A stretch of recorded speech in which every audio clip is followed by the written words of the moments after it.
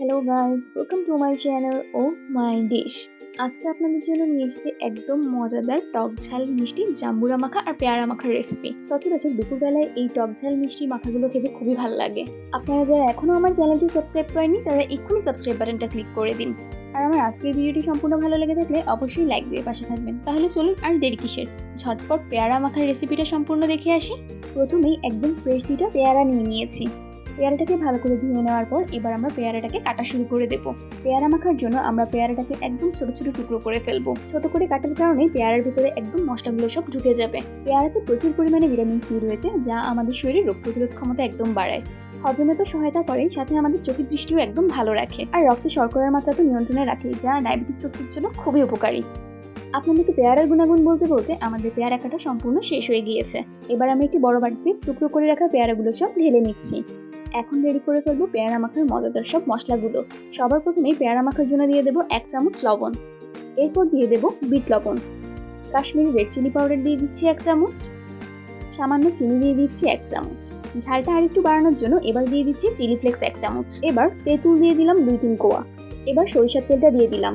এখন আমরা হাত দিয়ে পেয়ারা মাখাটা শুরু করে দিলাম। ভর্তা আর যে কোনো ধরনের মাখা হাত দিয়ে না মাখলে হয় না।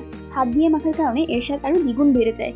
লবণ, তেল, তেঁতুল আর সরিষার তেলের সাথে পেয়ারাটা মিশে একদম স্বাদ দ্বিগুণ বাড়িয়ে তুলেছে। বয়স দেওয়ার সময় আমার দেখে মুখ থেকে এত পানি চলে আসছে, আমি আর কি বলবো। এই তো আপনাদের সাথে কথা বলতে বলতেই একদম আমার পেয়ারা মাখাটা সম্পূর্ণ রেডি হয়ে গিয়েছে। দেখুন কি সুন্দর ঝটপট তৈরি করে ফেললাম মজাদার টকঝাল মিষ্টি পেয়ারা মাখা। এখন থেকে আপনাদের আর স্ট্রিট ফুড পেয়ারা মাখা বাইরে গিয়ে খেতে হবে না, আপনারা নিজেরাই তৈরি করে ফেলতে পারবেন, তাও খুবই কম সময়, মাত্র 2 মিনিটে। আর আমি একটি মাটির বাটিতে সার্ভ করে ফেলেছি মজাদার পেয়ারা মাখা। আপনাদের সবার পেয়ারা মাখার রেসিপিটি কেমন লেগেছে আমাকে অবশ্যই জানাবেন। এবার চলে যাব আমরা জাম্বুরা মাখার রেসিপিতে। টক ঝাল মিষ্টি জাম্বুরা মাখা, পুরোই জিভে পানি চলে আসার মতো আরেকটা মাখা। ভিটামিন সিতে ভরপুর এই জাম্বুরা নিয়ে এখন আমরা জাম্বুরা মাখা তৈরি করে নিতে চলে যাচ্ছি। তাহলে চলুন দেরি না করে ঝটপট জাম্বুরা মাখার রেসিপিটা দেখে নিই। প্রথমেই একটি জাম্বুরা নিয়ে নিলাম। এবার জাম্বুরাটাকে আমরা একটি ছুরির সাহায্যে কাটা শুরু করে দেব। আপনারা যারা আমার মতো জাম্বুরা কাটতে পারেন না, তারাও এই আম্মুর দেখা পদ্ধতি অনুযায়ী জাম্বুরাটা কেটে ফেলতে পারবেন। ভিডিওতে দেখানো পদ্ধতি অনুযায়ী একদম সুন্দর মতো আমরা জাম্বুরাটাকে কেটে নেব। জাম্বুরাটার চারপাশে কাটা হয়ে গিয়েছে, এখন আমরা খোসাগুলোকে হাত দিয়ে ছেড়ে নেব।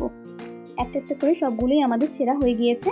খোসাগুলো ছিঁড়ে নেওয়ার পরেই বের হয়ে আসবে জাম্বুরার ভিতরের অংশ। আমরা জাম্বুরার ভিতরের অংশগুলোকে তারপর আবার ছিলে ছোট ছোট করে নেব। জাম্বুরার দানাগুলো আমরা ফেলে দিয়ে এরপর জাম্বুরাগুলোকে একটি আমরা বাটিতে নিয়ে নিয়েছি। প্রথমেই 1 চামচ চিনি দিয়ে দেবো জাম্বুরাটার উপরে। এবার স্বাদ মতো আধা চামচ লবণ দিয়ে দিলাম, সামান্য বিট লবণ দিয়ে দিলাম। এরপর দিয়ে দেবো কাশ্মীরি রেড চিলি পাউডার 1 চামচ দিয়ে দিয়েছি। এবার দিয়ে দেবো আমরা সরিষার তেল। ঝালটা আর একটু বাড়ানোর জন্য দিয়ে দিচ্ছি চিলি ফ্লেক্স। যে কোনো মাখাতেই সরিষার তেল দিলে একটা আলাদাই ঝাঁঝালো ফ্লেভারের সাথে, আর ঝালটা একটু বেশি হলে বেশ মজাই লাগে। এবার হাত দিয়ে আমরা এই জাম্বুরাটাকেও ভালো করে মেখে নিচ্ছি। আর ভালো করে মিক্স করা হয়ে গেছে আমাদের জাম্বুরা মাখা। এখন আমরা সুন্দর মতো সার্ভ করে নিলাম।